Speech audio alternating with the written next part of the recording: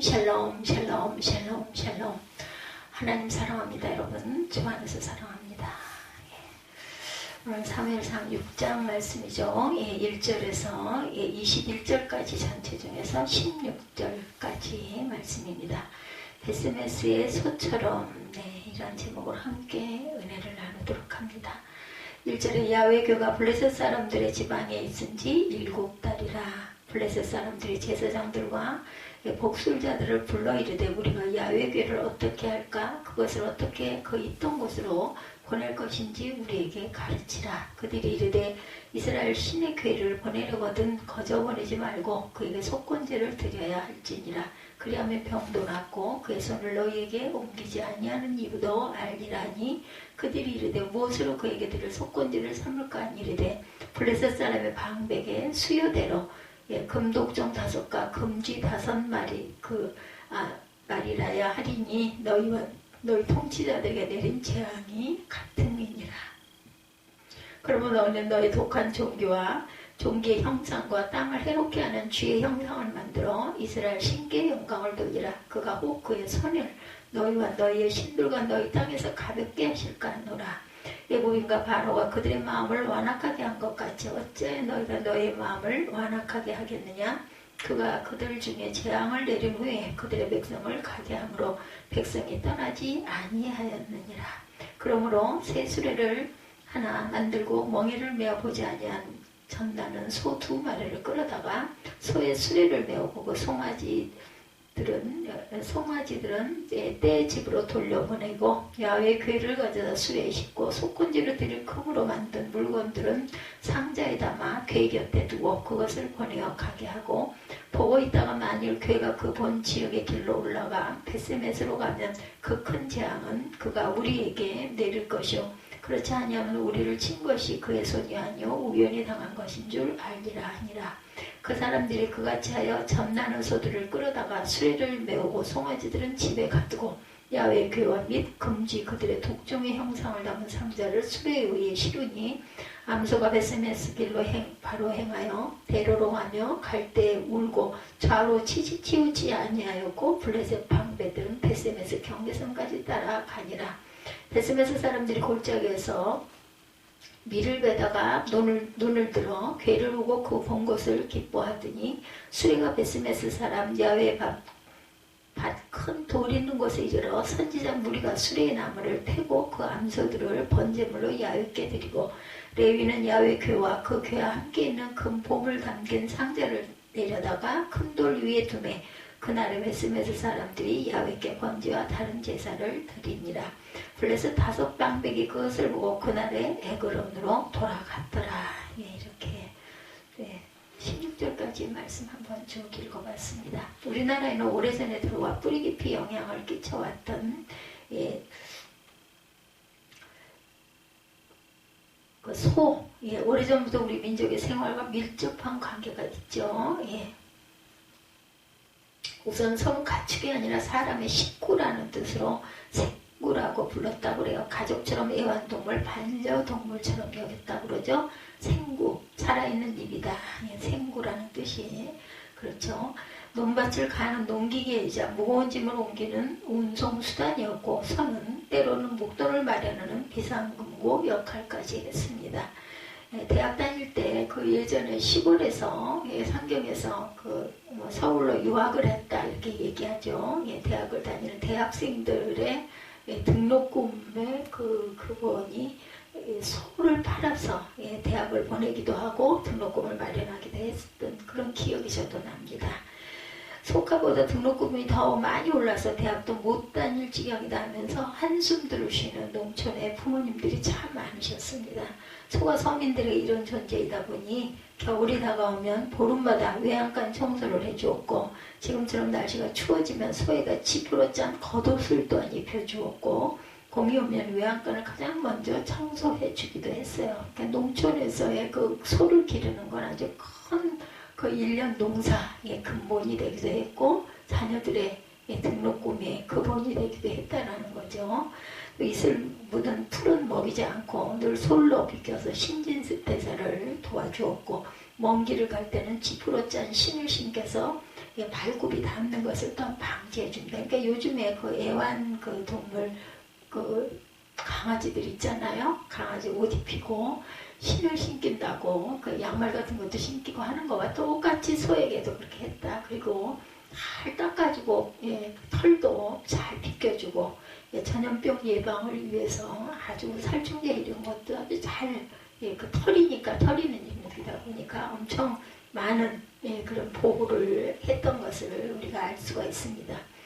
청소도 아주 열심히 해주고 비록 소가 수천 년을 우리와 함께 온 친근한 동물이고 간지에 따라 뭐 신축년이다 소외해다 이런 얘기들도 많이 한다 할지라도 이러한 것들은 성경과는 별로 상관이 없는 그러한 그 풍습이기도 합니다. 세상 사람들이 다들 뭐 소외해 뭐 신축년 이런 얘기들 많이 하죠. 성도들도 한 번쯤은 성경에 나오는 소외 이야기를 통해서 우리의 이야기가 해볼 필요가 있겠다고 생각이 됩니다. 그래서 본문에 나오는 소 이야기 벳세메스로 가는 소입니다. 블레셋을 휩쓴 재앙들이 있죠. 사무엘이 아직 어릴 때 98세의 노인 엘리가 이스라엘을 정치적으로 영적으로 치리하는 사사로 있을 때 일어난 일, 오래전부터 앙숙관계였던 이스라엘과 블레셋 사이에 일어난 전쟁이 그 배경이 된 일입니다. 그 전쟁의 첫 번째 전투에서 이스라엘은 4,000명이 죽는 쓰라린 패배를 당했어요. 그러자 엘리의 두 아들 홈리와 비느하스가 야훼 언약궤를 가지고 전투에 참전합니다. 언약궤의 힘으로 전쟁에서 이기려는 의도였죠. 여호와는 언약궤는 모세가 하나님께 받은 십계명을 새긴 석판 2개와 아론의 쌍난 지팡이 그리고 하나님께서 내려주신 만나가 보관된 거룩한 궤가 바로 언약궤입니다. 근데 그들이 이 언약궤를 가져온 것은 잘못 결정이었다. 왜냐하면 당시 이스라엘 백성들과 군인들에게 필요한 것은 언약궤가 아니라 살아계신 야훼에 대한 믿음과 바른 예배였었던 거죠. 근데 믿음과 예배 회복은 생각하지 않고 부족처럼 야훼 궤만 있으면 이길 것이라고 생각했기 때문에 잘못이었다라는 겁니다. 예상대로 이스라엘은 2차 전투에서도 패배해서 군인 3만 명과 제사장 홈리와 비느하스가 전사했고 하나님의 궤까지 빼앗기고 맙니다. 블레셋은 이스라엘과의 전투에서 승리한 일과 이스라엘의 신의 언약궤를 빼앗은 일을 이스라엘의 신 야훼에 대한 승리로 여겼던 거죠.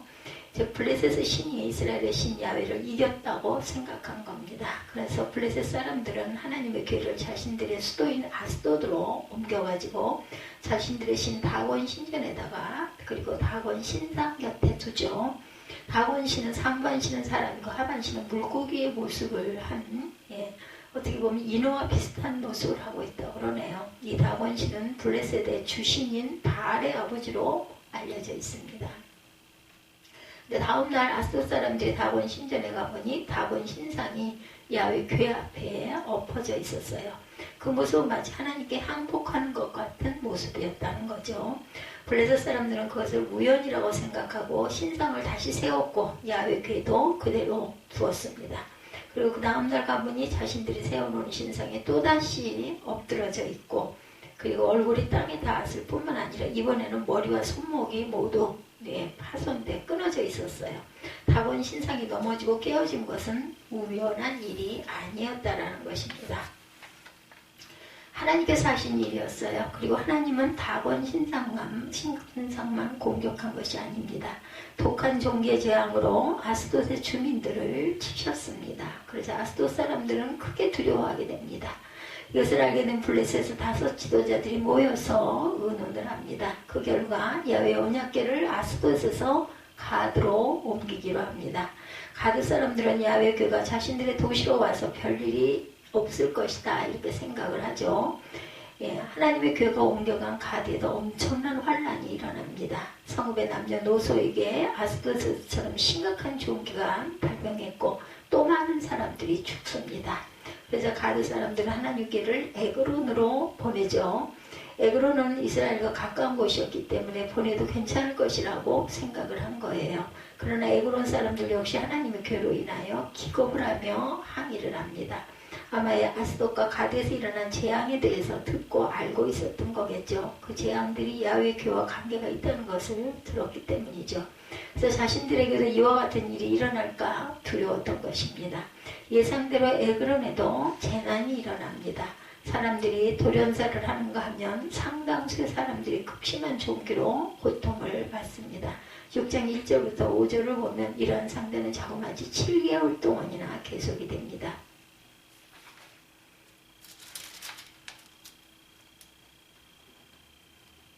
그들이 이르되 이스라엘 신의 괴를 보내려거든 거저 보내지 말고 그에게 속건제를 드려야 할지니라. 그냥 병도 낫고 그의 손을 너희에게 옮기지 아니하는 이도 알리라 하니 그들이 이르되 무엇으로 그에게 드릴 속건제를 삼을까 하니 이르되 블레셋 사람의 방백의 수요대로 금독종 5과 금귀 5마리라야 하리니 너희와 너희 통치자에게 내린 재앙이 같으니라.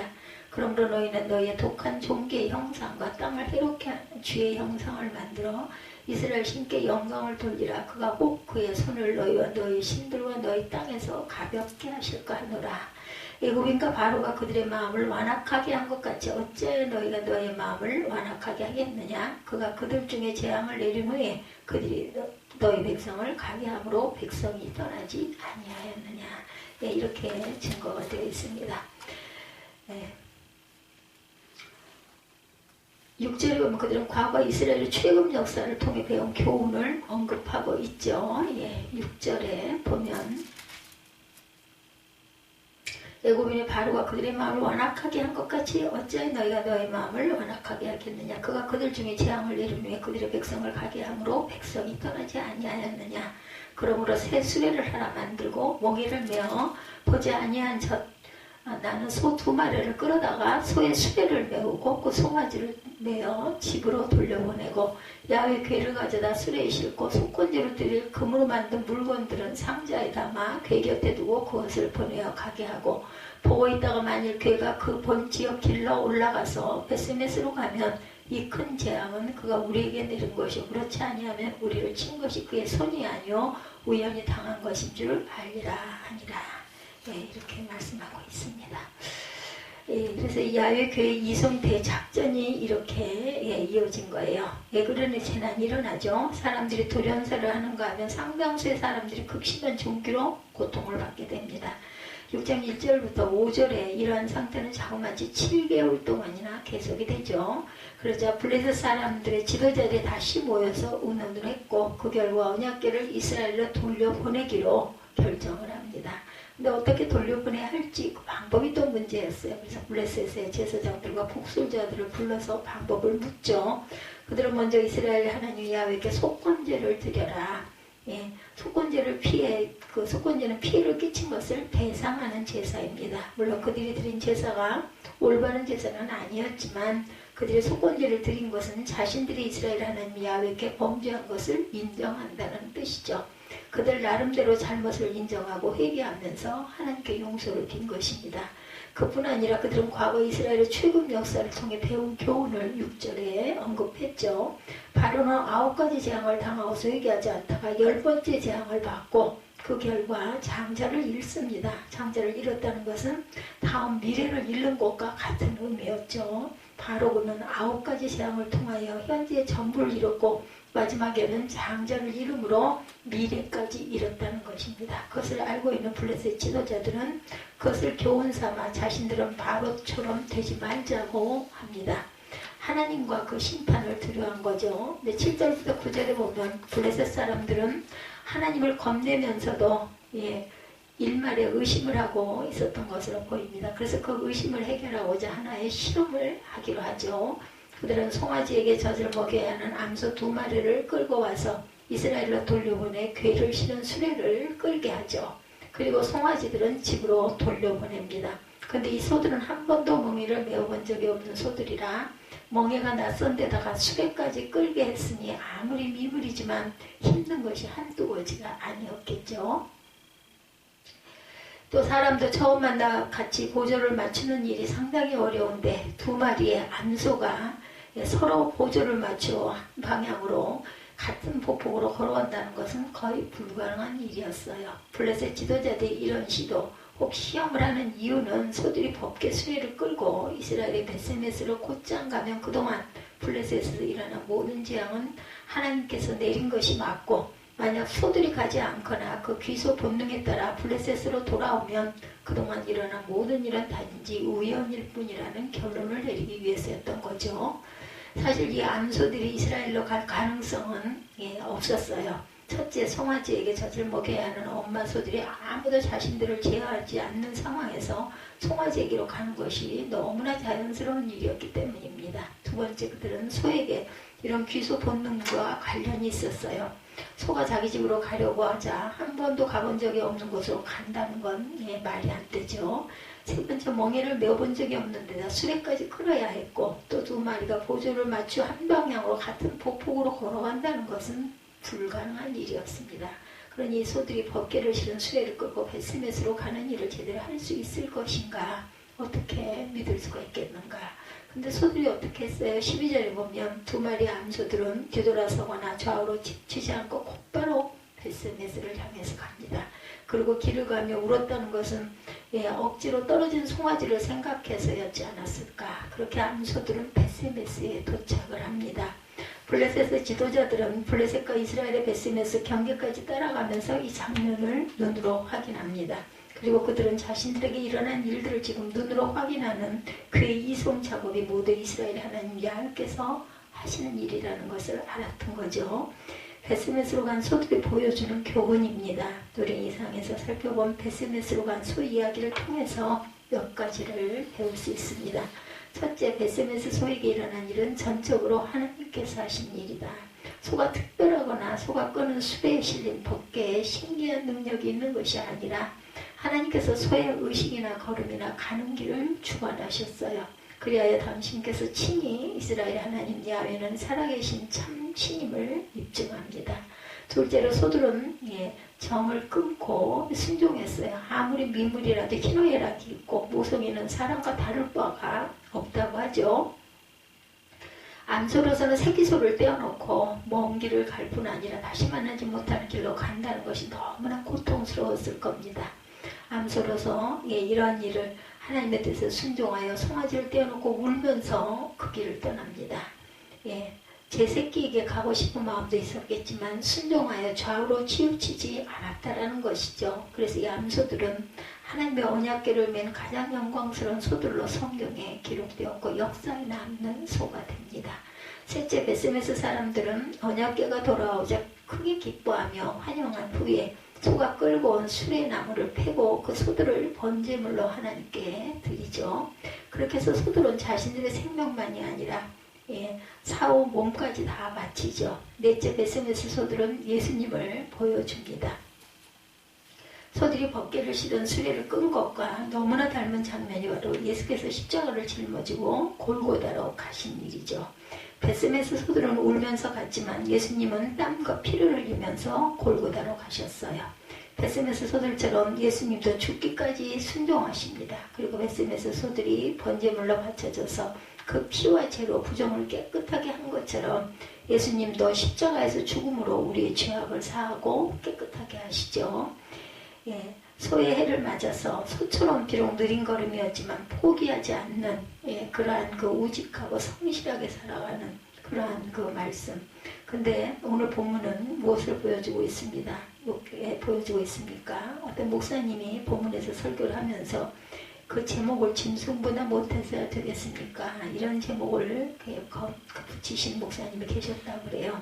소들은 전적으로 순종했지만 제사장이나 사사인 엘리나 그 아들들인 홈리와 비느하스를 비롯해서 당세 사람들은 주님께 순종하지 않았고 주님을 찾지도 않았다라는 것이죠. 소들은 어미로서 그 새끼에 대한 정까지 끊으면서 순종했지만 엘리는 자녀들의 엄청난 잘못을 봄에도 정 때문에 그들을 나무라지 않았어요. 우리 역시 정 때문에 무엇 때문에 순종과 헌신을 미루고 있는 것은 아닌가. 그리고 소들은 자신을 불태워 주님께 번제물로 드립니다. 우리는 주님께 무엇을 드리고 있습니까? 무엇보다 소들은 미물인데 예수님을 보여줍니다. 소보다 월등하다는 우리는 주님을 잘 보여주고 있는 것일까? 단 한 번뿐인 우리의 삶을 어떻게 살아야 할까? 하나님께 귀하게 쓰임받아야 하지 않겠는가? 필요하다면 우리의 전부, 목숨까지도 온전히 들여서 주님을 드러내고 그 뜻을 이루는데 쓰임받아야 되겠죠? 이제 한 해가 다 갔습니다. SMS의 소처럼 그렇게 2023년도도 하나님 보시기에 온전한 모습으로 저희가 쓰임받기를 바랍니다. 그래야서 미물보다 못하다는 소리는 듣지 않는 한 해가 돼야 되겠죠. 최고와 최선으로 하나님께 충성하는 2023년이 되시기를, 그리고 2022년의 마무리를 잘하는 저와 여러분들이 되시기를 주님의 이름으로 축복합니다. 기도하시겠습니다.